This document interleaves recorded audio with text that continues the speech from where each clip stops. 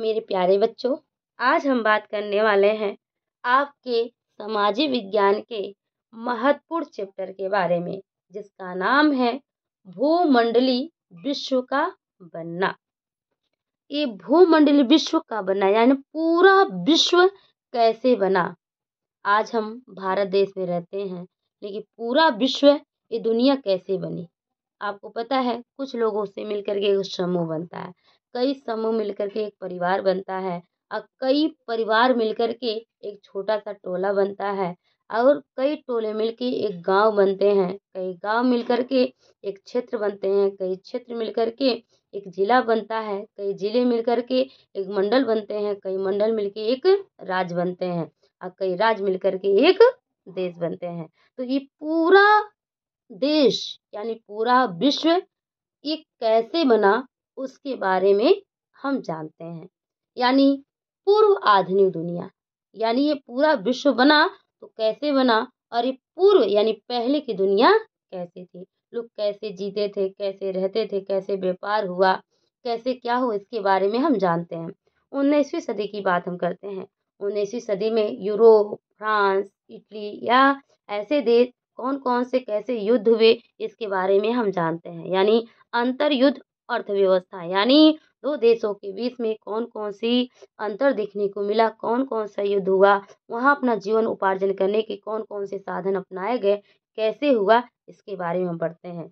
युद्ध के बाद की अर्थव्यवस्था कैसी थी, यानी पहले कैसी थी, युद्ध के होने के बाद की अर्थव्यवस्था कैसी थी, अब इसके बारे में हम जानते हैं। अब बात करते हैं पूर्व आधुनिक दुनिया, यानी पहले की दुनिया कैसी थी। भूमंडलीकरण यानी आपस में जुड़ी दुनिया कैसी है, यानी एक दूसरे के साथ कैसी जुड़ी दुनिया है, इसके बारे में हम जानते हैं। यानी प्राचीन काल में लोग कैसे अपना जीवन जीते थे, क्या करते थे, पहले की दुनिया कैसी थी। प्राचीन इतिहास यानी इतिहास यानी बीते हुए कल के बारे में बताना, ये दुनिया क्या कर रही थी।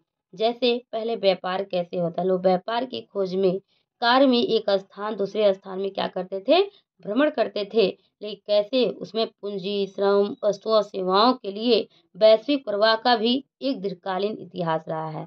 अब कैसे लोग करते थे, विजय पाने के लिए व्यापार और रोग के लिए जाते थे। पहिए में पहले क्या हुआ, आविष्कार ने मानव को गाड़ी देकर उसे पर्यटन बना दिया।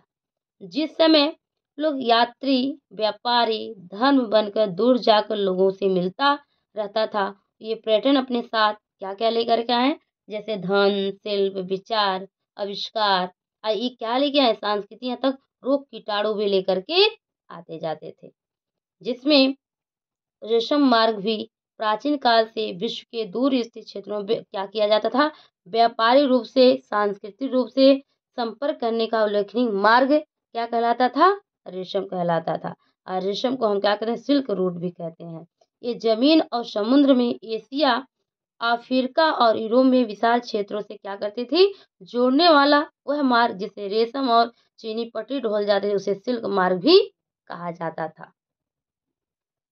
अब बात करते हैं पूर्व आधुनिक दुनिया यानी भूमंडलीकरण। अभी हमने बताया है कि ये क्या हुआ, ये आपस में जुड़ी दुनिया कैसी थी, लोग व्यापार कैसे करते थे, पहले के लोग व्यापार कैसे शुरू किए, क्योंकि पहले व्यापार बहुत धीमी गति से चल रहा था, तकनीकी नहीं था, लेकिन आज देखा जाए बहुत तेजी से चल रहा है, लेकिन पहले धीमी गति से व्यापार हो रहा था। विचारों का आदान प्रदान, वहाँ पे पहले की दुनिया क्या थी, विचारों का आदान प्रदान भी बहुत धीमी गति से, लोगों का प्रवाह नहीं मिल रहा था, प्रवास रहने का ठिकाना नहीं मिल रहा था, कहाँ रहेंगे, कैसे करेंगे, ये चीजें नहीं मिल रही थी। अब बात करते हैं सिल्क रूट। सिल्क रूट को रेशम मार्ग भी कहा जाता है। यानी जानते हैं, जमीन और समुद्र से एशिया, अफ्रीका और यूरोप के विशाल क्षेत्रों को जोड़ने वाला वह मार्ग, जिससे रेशम और चीनी पोट्री ढोए जाते हैं, सिल्क मार्ग कहलाता है, यानी रेशम मार्ग कहलाता है। अब ये कई पॉइंटों में हम बात करते हैं।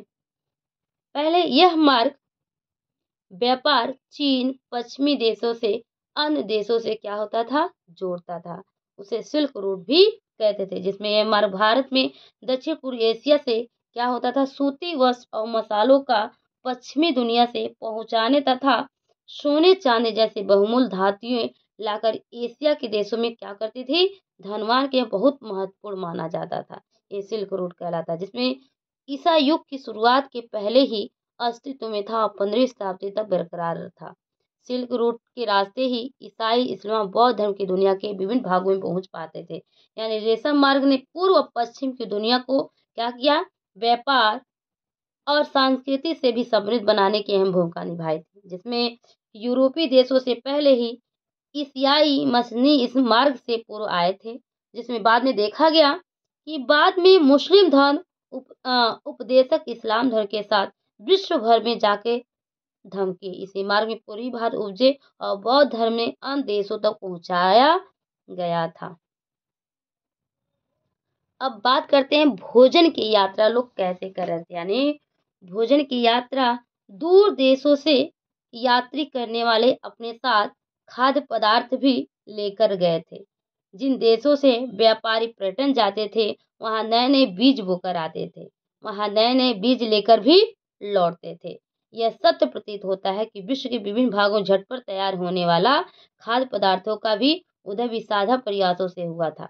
जैसे आज आलू है, टमाटर, मिर्च, सोया, मक्का, मूंगफली और शकरकंद भी पूरी दुनिया में खाद्य पदार्थ की तरह इस्तेमाल भी किए जाते हैं। जिसे क्रिस्टोफर कोलंबस ने गलती से भी अमेरिका महाद्वीप भी खोजा था और उसमें न्यूडल के चीन की देन थी। न्यूडल की क्या थी, चीन की देन थी, जो आज पूरी दुनिया में विभिन्न रूपों में इस्तेमाल होता है। अब भारत में यह शोबिया के रूप में भी इस्तेमाल होता है, जो इटली में स्पैगेटी के रूप में पाया जाता है। देखा गया आलू ने यूरोप के लोगों का जीवन ही बदल दिया, जिसमें 1840 में के दशक किसी बीमारी से ही आलू की क्या हुई, फसल तबाह हो गई, तो कई लाख लोग भूख से मर गए। अब बात करते हैं बीमारी और व्यापार और फतह। कई बारे में हम जानते हैं, कई पॉइंटों के बारे में। यूरोप के नाविकों ने एशिया और अमेरिका के देशों के लिए क्या किया, समुद्री मार्ग की खोज कर लिया, जिसमें यूरोप की फतह हो जाती है, यानी यूरोप की जीत हो जाती है। उस समय 16वीं शताब्दी में यूरोप के साहसी नाविकों ने यूरोप एशिया तक ही समुद्र मार्ग की खोज लिया था, जिस समय पश्चिमी सागर को पार कर अमेरिका तक पहुंचे जाते थे। इसमें विश्व की भौगोलिक दुनिया घट गई थी। इसमें विश्व की भौगोलिक दुनिया क्या हुई थी, घट गई थी। इसमें हिंद महासागर के जल में व्यापार, ज्ञान और संस्कृति का क्या हो रहा था, आदान प्रदान हो रहा था और फूलता फलता जा रहा था, जिसमें यूरोप जीत गया था। जिसमें एक महामारी आई, चेचक की एक बीमारी आई, जिसमें यूरोप में कई समस्याएं थी, जैसे गरीबी, बीमारी और धार्मिक टकरार हुआ करता था एक दूसरे देश से क्या हुआ, गरीबी, बीमारी और धार्मिक टकरार हुआ करता था, जिसमें चीन ने बाहरी संपर्क पर अंकुश लगाना शुरू कर दिया था और दुनिया के बाकी हिस्सों में अलग अलग हो गए थे।